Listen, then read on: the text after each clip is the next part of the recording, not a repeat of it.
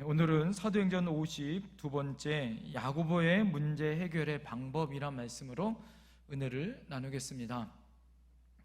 사이가 복잡해질수록 그 문제를 해결해 줄 지혜로운 지도자가 필요하다는 것을 우리는 너무나도 절실하게 느끼죠. 그 복잡한 문제를, 이해관계에 있는 이 갈등의 문제를 지혜롭게 해결해 줄 정말 자타가 공인하는 그런 지혜롭고 존경받는 지도자가 나와서 그 문제를 해결해 주기를, 이거는 정치적으로든 경제적으로든 아니면 교회에서도 마찬가지다라는 거죠. 한마디로 말해서 그 말씀에 순종하고 그 말에 순응할 수 있을 정도의 훌륭한 지도자가 필요하다라는 것들을 우리가 절실히 느낄 때가 요즘인 것 같습니다. 오늘 본문에서 예루살렘 교회가 바로 이런 지도자가 많았다라는 것이죠. 초대교회는 박해보다 더 어려운 심각한 문제가 있었습니다. 그것은 바로 교리적인 문제였어요. 우리가 잘 알듯이 구원을 전적으로 예수 그리스도를 믿음으로 구원을 받을 것인가, 아니면 예수 그리스도를 믿기는 하지만 동시에 모세 율법을 지켜야 하고 할례를 받아야지만 구원을 받을 것인가에 대한 가장 구원의 중요한 자격에 대한 조건을 가지고 1차 종교회의 예루살렘 공의회가 모여 이 문제를 가지고 논의하였습니다. 예루살렘에 있는 모든 사도들과 지도자들과 장로들이 모여서 이 첫 번째 문제를 가지고 회의하였죠. 우리가 지난 시간서부터 계속 우리가 말씀을 통해서 읽었던 것처럼 우리가 바울과 바나바가 와서 1차 전도여행 가운데 이방인들에게 예수 이름을 전하여서 구원받은 이방인에게 다른 조건이 아니라 예수 이름으로 구원받을 수 있었다라는 것을 증언하였고요. 또 우리 지난주에는 베드로가 자신의 체험을 통하여서 고넬료 가정 가운데 구원받았었던 그 은혜를 말하였죠. 자, 그것으로 말미암아 유대인들 또한 이방인들과 동일하게 이방이든 유대인이든 예수 이름으로 구원받는다라는 것들을 체험을 통해서 말해주더라라는 거죠. 자, 이 문제에 대해서 예루살렘 교회의 대표 지도자격인 야고보가 오늘 그 문제의 해결을 결론 지어 의견을 말하는 것을 오늘 알 수가 있습니다. 자, 야고보는 어떤 사람이냐? 그러면 그 사람이 어떤 사람이기에 오늘 이 예루살렘 교회에서 했었던 이 모든 의견들을 결론 지을 만큼 그렇게 존경받고 또 모든 사람이 인정할 정도로 그의 의견을 모두 다 순응하는 훌륭한 지도자였을까요? 그는 오늘 성경에 대표적인 야고보라는 이름이 두 사람이 나오죠. 예수님의 12사도 중에 제자였었던 야고보가 나오고요. 또 오늘 본문에 나와 있는 이 야고보가 나옵니다. 이 야고보는 우리가 잘 알듯이 예수님의 친동생 야고보를 말하고 있어요. 예수님 친동생 야고보는요 30년 동안 예수님과 함께 생활하였고 그 누구도 예수님의 세세한 부분까지 알지 못하겠지만 이 야고보는 어떻게 해요? 예수님이 십자가에서 죽으시고 부활하신 사건을 통하여서 예수님이 정말 하나님의 아들이신 것을 그가 깨닫고 그가 주님의 신실한 제자가 되어져서 초대교회에 엄청난 영향력을 미치고 있었다라는 것입니다. 야고보, 예수님의 사도였었던 예수님의 제자 야고보는 3년 동안 예수님의 사역을 쫓아다녔지만 예수님의 친동생 야고보는 예수님을 30년 동안 같이 지내면서 봤지 않겠어요? 그가 예수님을 하나님의 아들로 고백하고 구주로 영접한 이후에 모든 그리스도인들이 그를 신실하게 예수님의 제자로 존경할 수밖에 없었던 이유가, 여러 이유 중에 하나가 무엇이냐면 그는 철저한 믿음의 사람이었기 때문에 그렇습니다. 그는 신뢰와 존경을 받는 사람 중에, 그는 하나님 앞에 부름받은 사도는 아니었지만 오히려 사도보다 더 존경받는 사람이었어요.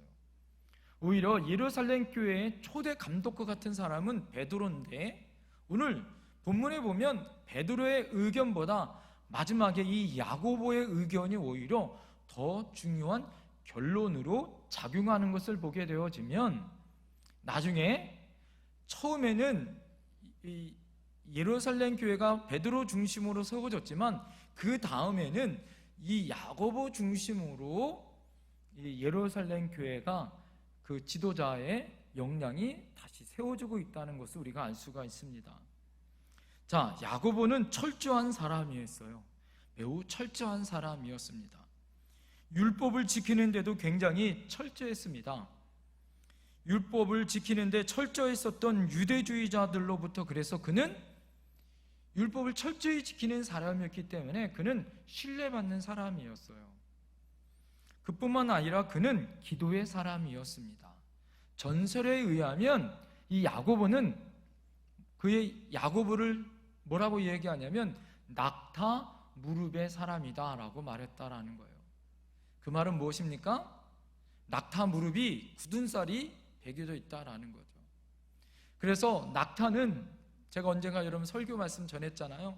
낙타는 비바람이 치면요, 이게 며칠이고 무릎을 꿇고 가만히 앉아서 기다리고 있는 동물 중에 하나가 바로 이 낙타라는 거예요. 그래서 굳은 살이, 무릎이 아주 굳은 살이 단단하게 박힌 이 동물이 바로 낙타입니다. 그런데 이 야고보는 기도의 무릎이, 기도의 무릎, 이 굳은 살이 깊게 들여져 있었던 기도의 사람이었다라는 거죠. 두 가지가 의미가 있겠죠. 하나는 기도를 오래 했다는 것과, 또 하나 기도를 어떻게 했어요? 습관처럼 철저하게 지켰다라는 것을 우리가 알 수 있겠죠. 그는 매사에 철저하게 기도하며 주님 중심과 하나님 중심으로 살았고, 또한 그의 삶은요 늘 검소하고 남의 어려운 사람을 구제하는 일을 철저히 지켰었던 사람이었다라는 거예요. 그러니까 그 당시에 모든 초대교회 지도자들 중에 예수님의 친동생일 뿐만 아니라 그는 기도의 사람이요 율법을 철저히 지켰었던 사람이 주님을 믿었기 때문에 굉장히 어떻게 했어요? 하나님 말씀에 해박한 지식을 갖고 있었던 사람이요, 그는 생활 가운데 어떻게 해요? 검소하게 자신의 삶을 지켰었던 사람이고, 남의 어려운 사람을 그냥 버려두는 것이 아니라 도와줄 수 있는 그런 구제의 사람이었다라는 거예요. 그래서 초대교회의 모든 사람들이 그를 존경했기 때문에 예루살렘 교회에 30년 동안 그는 예루살렘 감독으로 귀하게 하나님 앞에 쓰임 받았다가, 전설에 의하면 그 또한 하나님 앞에 순교를 하였다라는 거예요.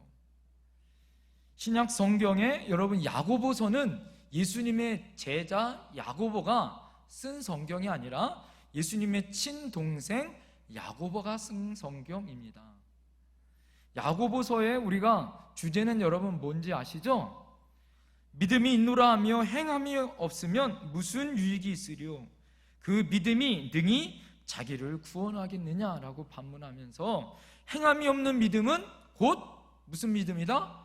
죽은 믿음이다 라고 강조했던 그 행함의 믿음을 몸소 실천했었던 사람, 그것 또한 예루살렘 교회에 30년 동안 어떻게 해요? 목회자의 사명을 감당했었던 사람이 바로 예수님의 친동생 야고보였다라는 것입니다. 그는 오늘 13절에 말했던 것처럼 말을 마침에 야고보가 대답하여 이르되 형제들아 내 말을 들으라 라면서 그들을 권면합니다.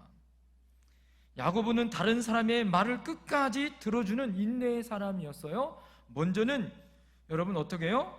바나바와 바울의 이야기를 끝까지 들어주는 사람이었습니다. 또 하나, 베드로의 말도 그는 끝까지 들어주었죠. 여러분, 훌륭한 지도자는 남의 말을 끝까지 들어주는 사람입니다. 오늘 이 야고보는 어떻게 해요? 모든 사람들의 말을 끝까지 듣죠. 엄청난 논쟁이 많이 있었고, 여러분, 그 논쟁 후에 베드로가 말하였어요. 그리고 베드로의 의견을 많은 사람들이 이야기하였습니다.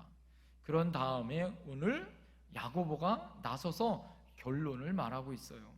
자, 이런 야고보가 이 훌륭한 인격을 지녔죠. 그리고 그 당시에 율법을 강조했었던 유대주의자들 또한 이 야고보는 율법을 철저히 지켰었던 사람이고 그것을 몸소 행했었던 사람이었기 때문에 그의 말 한마디가 얼마나 큰 비중과 큰 겸손의 말과 또 심각하게 고민했었던 말이라는 것을 그는 그 모든 사람들이 인정했다라는 거죠. 그런 기독교인들의 구원의 문제에 대해서 그가 모두 다 순응할 정도의 결론을 오늘 말하고 있습니다. 자, 그러면 야고보가 이 문제를 어떤 과정과 방법으로 결론을 지은지에 대해서 오늘 구체적으로 살펴보길 원합니다. 야고보의 해결 과정과 방법은요, 첫 번째, 모든 문제를 가지고 온 바나바와 바울의 말을 먼저 들었다라는 거죠. 자, 오늘 여러분 12절 말씀 다 같이 한번 읽어볼까요? 12절 시작. 온 무리가 가만히 있어 바나바와 바울이 하나님께서 자기들로 말미암아 이방인 중에서 행하신 표적과 기사에 관하여 말하는 것을 듣더니, 이렇게 말하고 있어요. 바울과 바나바는 이방인들에게 죽도록 여러분 돌까지 맞으면서 포기하지 않고 복음을 전했었던 사람이에요.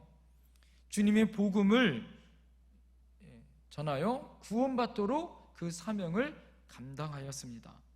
바로 그때 하나님께서 행하신 표적과 기사를 모아서 예루살렘에 있는 사도들과 장로들에게 말하고 있어요.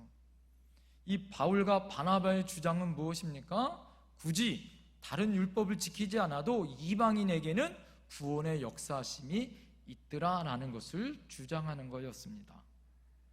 자, 여기에서 12절에 두 가지가 굉장히 우리가 주목해야 될 단어와 주장을 우리가 살펴볼 수 있는데요, 하나는 무엇이냐면 여기 보면 하나님께서라는 말입니다. 하나님께서라는 단어에서 하나님은 유대인의 하나님만이 아니요 모든 열방과 이방인의 하나님이 되신다는 사실을 말해주고 있어요. 하나님은 선민인 택함받은 유대인들, 율법을 지키고 전통을 지켜왔었던 유대인들만의 하나님이 아니고 모든 민족을 사랑하시고 구원을 원하시는 모든 열방과 민족의 하나님인 것을 말하고 있더라라는 거예요. 그리고 또 하나의 단어는요, 자기들로 말미암아라는 단어입니다. 오늘 이 바울과 바나바를 통하여서 하나님은 당신의 일을 위하여 사람을 택하셨다라는 거죠. 그 사람을 통하여 일하시고 그 사람을 통하여 하나님은 영광 받으시길 원하신다라는 거예요. 하나님께서 우리를 쓰시고 나를 쓰시면 나를 통하여서 엄청난 역사가 나타나여 주신다라는 거죠. 오늘 바나바와 바울을 통하여 하나님은 그런 역사를 나타나셨다라는 거죠. 그러나 영광은 누구에게 돌려야 된다? 바로 하나님께 그 영광이 돌아간다라는 것입니다. 자, 야고보는요, 두 번째, 이 바울의 경험에 대해서도 분명히 말하고 있습니다. 자, 두 번째는 오늘 14절 말씀을 잘 보세요. 14절 시작. 하나님이 처음으로 이방인 중에서 자기 이름을 위할 백성을 취하시려고 그들을 돌보신 것을 시므온이 말하였으니, 여기서 시므온이라는 것은요, 누구냐면 바로 베드로입니다. 베드로의 그 전에 이름이 뭐예요? 시몬 베드로라고 불리잖아요. 시몬이라는 말을 바로 베드로를 말하고 있는 거예요. 하나님께서는 베드로를 통하여서 이방인들 가운데 고넬로의 이게 복음을 전하게 하시고 이 고넬료에게 나타나셨던 그 역사를 들었다라는 것을 지금 뭐예요? 야고보가 상기시켜 주는 거죠. 고넬료는 로마 군인이었지만 고넬료와 베드로가 기도 가운데 두 사람이 똑같이 하나님의 환상과 음성을 듣고 하나님의 지시를 따라 베드로가 고넬료 가정에 찾아가 복음을 전했고 이방인이었었던 그 모든 가정과 종들까지도 구원함을 받고 성령의 능력을 받아 방언의 역사가 나타나고요. 또 그 가정 가운데 하나님의 놀라운 구원의 은총이 나타났던 사건을 베드로가 설명하였습니다. 그래서 베드로에게 또한 이방인에게 구원이 있었다라는 사실을 지금 다시 언급해주고 있습니다. 성령께서 고넬료를 변화시킨 사실을 야고보는 다시 말하고 있어요. 자, 오늘 여기 14절에 자기 이름을 위하여 백성을 취하시려고 라는 이 표현을 보면 이 원어의 뜻을 살펴보니까 하나님께서 이방인을 직접 방문하셨다라는 표현이라는 거예요. 그러니까 하나님이 이방인에게 자기 백성을 취하시기 위하여 직접 찾아가셨다라는 거예요. 이 말은 뭐예요? 야고보가 베드로의 말을 적극적으로 지금 뭐하고 있어요? 취하여서 대신 부연 설명을 해주고 있는 거죠. 하나님은 이방인을 구원시키기 위하여 찾아가셔서 그들을 구원시키셨다라고 오늘 야고보가 오히려 더 적극적으로 지금 설명해주고 있더라라는 거예요. 자, 세 번째, 야고보는 따라합니다. 구원의 예언을 통하여 설명한다. 오늘 여러분 16절과 17절을 잘 보세요. 이후에 내가 돌아와서 야곱의 무너진 장막을 다시 지으며 또 그 허물어진 것을 다시 지어 일으키리니 이는 그 남은 사람들과 내 이름으로 일컬음을 받는 모든 이방인들로 주를 찾게 하려 함이라 하셨으니, 이 말은 전통 유대인들에게 다윗은 엄청난 영향을 주는 사람이에요. 가장 유대인들이 존경하는 사람이 누구예요? 바로 다윗입니다. 그런데 이 야고보는 성경에 해박한 사람이라 말씀드렸죠. 철저한 율법주의자요, 유대주의자예요. 자, 성경에 해박한 사람이었기 때문에 그는 구약의 사건을 가지고 지금 다시 구원에 대해서 설명해줘요. 이 말씀은 아모스 9장 10절에서 12절까지 나와 있는 70인역에 나와 있는 성경에 나와 있는 말씀을 인용한 것입니다. 무너진 다윗의 집을 하나님께서 다시 세우겠다라고, 이는 예수 그리스도께서 이 땅에 오심을 통하여 다윗의 혈통을 통하여서 하나님의 왕국을 이 땅에 다시 세우겠다라는 의미를 말씀해 주고 있습니다. 자, 이 말씀을 통하여 주시는 하나님의 은혜를 구체적으로 다시 설명해 주고 있습니다. 다시 말씀드리면 예수 그리스도께서 믿는 교회를 통하여서 이 퇴락한 이 땅에 하나님의 교회를 다시 세우겠다라는 말씀이에요. 17절은 유대인들 가운데 남은 사람들이 주를 찾게 될 것이다 라고 이야기합니다. 또한 이방인들 가운데서도 내 백성이라는 이름을 받은 사람들이 주를 찾게 될 거다라고 오늘 말하고 있습니다. 여기서 주를 찾기만 하면, 주의 이름을 부르기만 하면 그들은 엄격한 율법을 지키지 않아도 무엇을 받을 수 있다? 구원을 받을 수 있다라고 구약의 예언을 가지고 설명해 주고 있어요. 로마서 10장 13절에 누구든지 주의 이름을 부르는 자는 무엇을 얻어요? 구원을 얻으리라. 이거는 유대인이든 이방인이든 상관없더라라는 거예요. 야고보는 구원의 예언을 통하여서 그 당시에 이방인들 또한 구원을 받을 수 있다라고, 그 당시에 유대주의자들, 율법을 믿고 있었던 사람들을 어떻게 해요? 더 구체적으로 설득하고 있어요. 그렇기 때문에 야고보가 굉장히 훌륭한 사람이에요. 거기에다가 여러분 어떻습니까? 일방적으로 유대인들의 주장을 어떻게 해요? 아예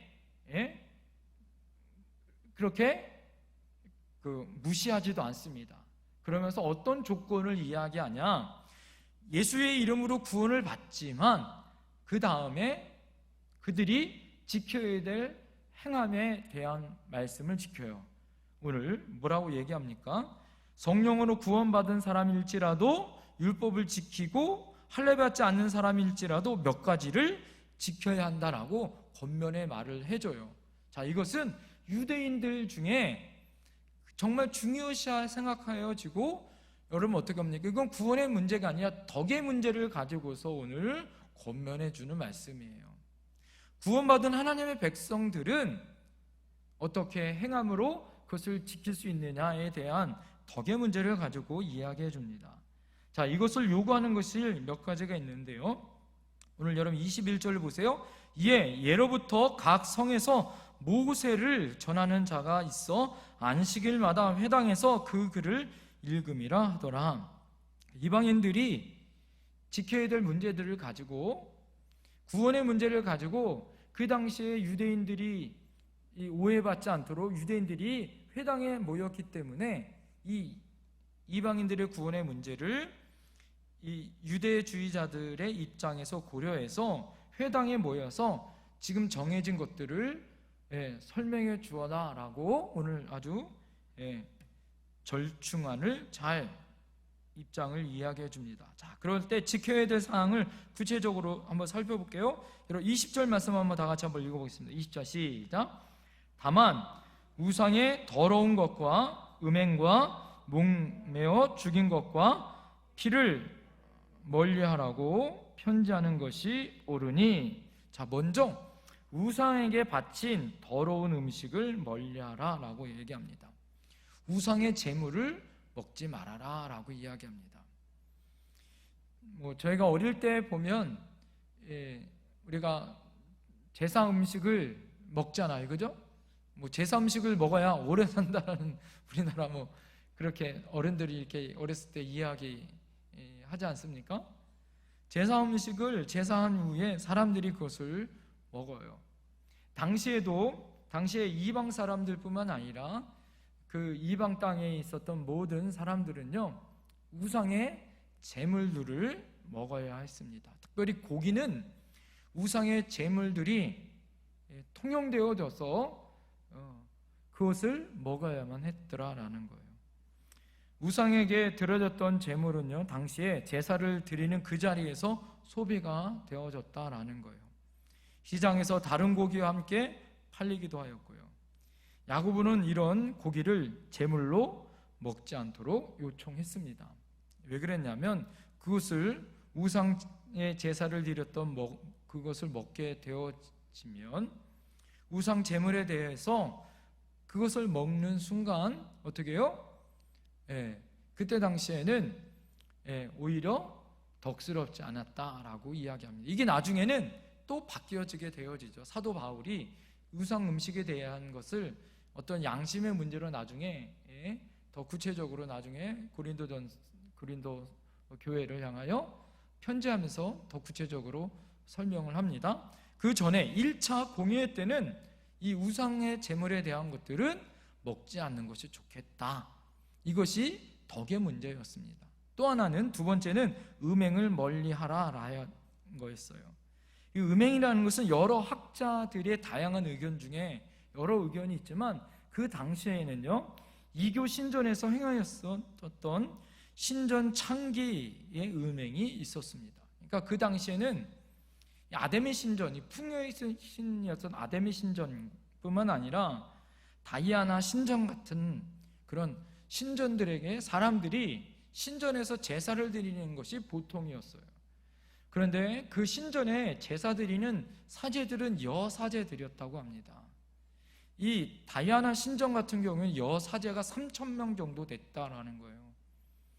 사람들이 동시다발적으로 신전에서 제사를 드린 다음에 그 다음에 신전에 있었던 여사제들이 신의 대리자였었기 때문에 이 신의 대리자들이 인간이었었던 남자들과 성관계를 맺으면서 신과 인간이 합일이 되어진다라는 잘못된 교리를 갖고, 그래서 신의 계시를 받는다라는 그런 잘못된 교리들을 가지고 있었습니다. 그래서 초대교회 그 당시에는 제사가 곧 성적 관계로 잘못 맺혀지게 돼 있죠. 이것은 이단, 우리나라뿐만 아니라 여러 이단들이 잘못된 교리 가운데 나갔었던 그런 잘못된 방법이기도 합니다. 절대적으로 정상적인 결혼 이외의 모든 것들은 잘못된 것이다라고 성경은 말합니다.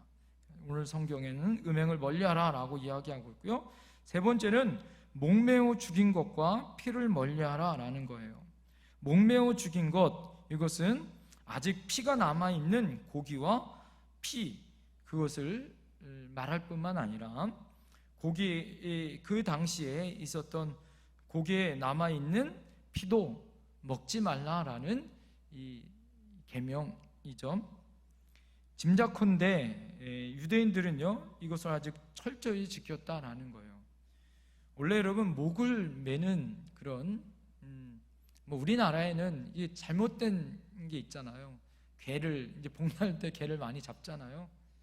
저도 이 개 잡는 거 참 많이 봤는데, 개를 목에 매달고 또 개를 때려야 고기가 맛있다, 이상한 이런 속설이 있는데 절대 그렇지 않다고 합니다. 원래 동물을 목을 매며 죽으면 이 그 동물들이 스트레스를 받아서 독소가 나와서 별로 좋지 않더라라는 거죠. 자, 거기에서 나온 피도 또한 좋지 않더라라는 거예요. 그것을 바로 먹으면 그 안에 병균이 있기 때문에 좋지 않더라라는 거죠. 자, 중요한 것은 야고보가 지금 금하고 있었던 것은 구원의 본질과는 또 다른 문제예요. 구원은 예수 이름으로 구원받습니다. 이것은 결론이 났어요. 또 하나, 여기서 중요한 것은 뭐예요? 지금 유대인들이 지켜야 될 그 다음에 덕의 문제를 가지고서 이야기하는 거더라라는 거예요. 그러니까 지금 바울과 바나바, 베드로가 주장했었던 구원의 문제는 예수 이름으로 구원받습니다 라는 것은 그 말이 옳습니다. 그러나 또 하나, 구원받은 사람들이 믿음을 지킬 때 이러한 덕은 지켰으면 좋겠다라는 것. 그래서 구원받은 하나님의 백성으로 이방인이든 유대인이든지 간에 이러한 덕스러운 모습은 믿음 안에서 지켰으면 좋겠다라는 것들을 결정했더라라는 거예요. 자, 이런 결론이 뭐예요? 오늘 마지막에 정말 중요한 결론의 핵심은 무엇이냐? 여러분, 오늘 19절 말씀 다 같이 한번 읽어볼까요? 19절 시작. 그러므로 내 의견에는 이방인 중에서 하나님께로 돌아오는 자들을 괴롭게 하지 말고. 이 말은 뭐예요? 정말 중요한 건 뭐냐? 이방인들이 돌아올 때 그 어떤 조건도 걸지 말고 이방인들이 주님께로 돌아올 때 뭐하게 하지 말라? 율법을 지키는 것으로 인하여 괴롭게 하지 말자라는 것이 야고보의 주장이었습니다. 자, 이것은 바울과 바나바, 베드로와 또 그것을 야고보가 마지막에 아름다운 결론으로 이야기해 주더라라는 거죠. 사랑하는 성도님도 어떤 분들은 이런 분들이 있어요. 내가 술을 먹어서, 내가 담배를 펴서, 어떤 분들은 전도하면 내가 죄가 많아서 이거 해결한 다음에, 술 끊은 다음에, 담배 끊은 다음에 교회 가겠습니다. 여러분, 그거 끊은 다음에 교회 온다고 하거나 그런다고 교회 오면 교회 와요, 못 와요? 절대 못 와요. 그럼에도 불구하고 교회는 와야 돼요, 안 와야 돼요? 교회는 와야 되고 구원은 받는다라는 거예요. 술을 먹어도 담배를 펴도 구원은 받을 수 있다, 없다? 구원은 받을 수 있습니다. 예수 믿으면 그 어떤 사람도 구원받을 수 있습니다. 할렐루야!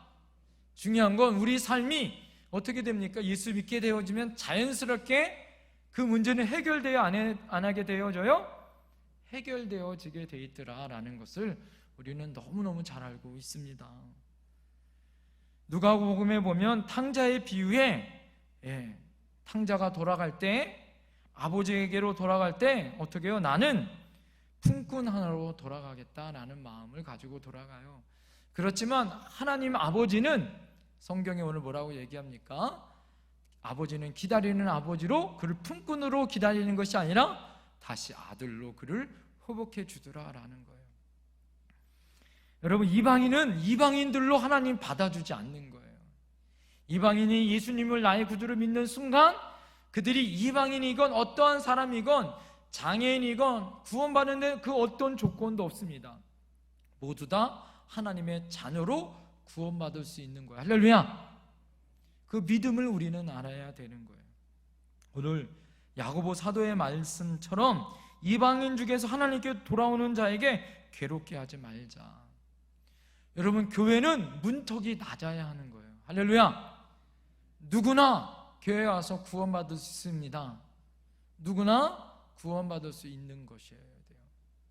사랑하는 성도님들, 누구나 주님의 은혜 안에 구원받아야 하는 거예요. 먼저 믿음의 백성들이 돌아온 탕자의 첫째 아들처럼 그 마음 안에 어떤 꺼리낌이 있거나 또 그 마음 안에 왜 저렇게 아버지는 저래야 되는가라고 생각하면 안 된다라는 거죠. 사랑하는 성도님들, 오늘 야고보가 드디어 아름다운 결론을 맺죠. 베드로와 바울과 바나바의 경험과 구약의 성경의 예언을 통하여서 구원에 대해서 증언해 줍니다. 이방인 성도들도 구원받을 수 있다. 그래서 우리가 어떻게 해요? 북한에 있는 영혼들을 향하여, 열방에 있는 구원받을 영혼들을 향하여 복음을 전해야 될 당위성이 우리에게 있다 없다? 있어야 된다라는 거예요. 우리에게 그래서 교회는 여러분 어떻게 해야 됩니까? 구원의 복음을 전해야 하는 거죠. 한 사람이라도 구원받기 위하여 구원의 복음을 전하는 선교사님들을 지원해 줘야 하고, 개척교회에 어려운 분들을 위해서 지원해 줘야 되는 거예요. 우리 안에 이런 분들도 있어요. 아유, 뭐하러 그렇게 시골에 가서 그 고생하면서 그렇게 있냐고. 여러분, 그 한 영혼이 온 천하보다 귀한 영혼이기에 그 사명을 감당하는 것이, 그리고 어려운 교회들을 지원해주고 또 그것들을 향하여 우리가 어떻게 해야 됩니까? 구원의 사명을 감당하는 것이 우리들의 사명이에요. 예수님의 제자들 중에 그리스도의 복음을 들고 끊임없이 그 복음을 전했기에 우리에게도 구원의 은총이 있는 것이고, 믿음의 선교사님들이 목숨을 걸고 이 땅에 와서 그 목숨을 다 바쳐서 복음을 전해주었기에 지금 여러분 우리 교회, 지금 우리의 믿음의 모습이 있는 거 아니겠습니까? 사랑하는 성도님들, 우리에게 이런 고백과 은혜가 있었으면 좋겠어요. 이 당시에 얼마나 고민과 어려움이 있겠습니까? 만약 이 제1차 이 공의회가 얼마나 중요한지 여러분 아셔야 돼요. 만약 이 예수 믿는 것 이외에 다른 구원의 조건을, 여기에서 다른 어떤 조건을 우리가 정했다면 이 구원의 복음이 지금 우리 대한민국에까지 구원의 복음이 전해졌을까요? 전해지지 않았을 거예요. 이 구원의 복음이 정해진 이후에 모든 예수님의 제자들이 예루살렘과 온 유대와 사마리아와 땅끝까지 이르러 복음을 전하는 증인의 삶을 살았기 때문에 우리나라에게도 복음이 전해진 거예요. 할렐루야. 우리도, 여러분 오늘 말씀을 보면서 우리도 마찬가지예요. 우리도 이 구원의 복음을 전해야 됩니다. 할렐루야. 때를 얻든지 못 얻든지 전해야 합니다. 할렐루야. 코로나19 때이든지 아닐 때이든지 구원의 복음을 전해야 하는 거예요. 이 사명을 감당할 수 있는 저와 여러분들이 되어야 할 때인 줄 믿습니다. 기도하겠습니다. 이 시간에 기도하면서 하나님 앞에 그렇게 기도했으면 좋겠어요. 주님, 그렇습니다. 야고보가 예수님의 제자, 그는 예수님의 친동생이었어요. 그는 예수님이 살아계실 계실 때는 예수님이 진짜 하나님의 아들인지를 의심했었던 사람이었지만, 예수님이 다시 부활하시고 예수님이 정말 살아계신 하나님의 아들이심을 그가 몸소 깨달은 이후에 그는 정말 중요한 초대교회의 엄청난 믿음의 사명을 감당하는 사람이 되어졌습니다. 자신의 지식을 뛰어넘고 자신의 경험을 뛰어넘고 하나님 말씀의 기준으로 그는 오늘 바울과 바나바와 베드로를 대변하는 사람이 되어졌고 하나님의 기준을 가지고 그것을 권면하는 사람이 되어졌습니다. 하나님 앞에 이 시간에 여러분 우리도 그런 사람이 되길 원합니다. 그런 믿음의 사람이 되길 원합니다. 말씀과 삶이 일치하는 삶이 되길 원합니다. 또 하나 하나님 구원의 복음을 담대히 전하는 사람 되길 원합니다. 이 시간 우리 주여 한번 외치면서 하나님 앞에 우리 간절히 기도하며 나갑니다.